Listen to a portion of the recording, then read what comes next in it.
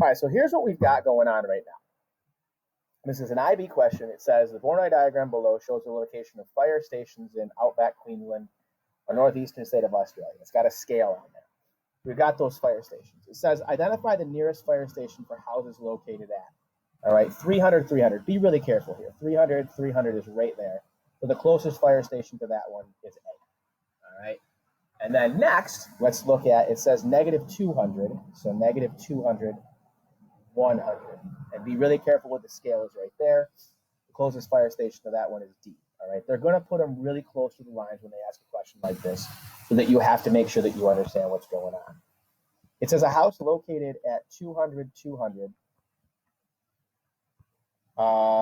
has an internal fire and requires assistance. Determine which fire stations the house is closest to. So 200, 200. I'm guessing this is going to be on a line. So 200, 200 is right there. All right. So it is closest to the ones that perpendicular bisector comes from, which is B and C. All right. So it's closest to B and C. Determine how far the house is from these two fire stations gives your answer to the nearest kilometer. So this is where these distance questions came in. So it won't matter which one I use, all right? As long as because it'll be the same because it's on that perpendicular bisector, all right? But I just got to figure it out. Now, I could use the distance formula, but here's the deal, okay?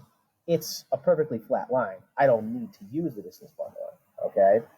So this is 1, 2, 3 of those lines, okay? But remember, these are 100, all right? It says up here 100 kilometers.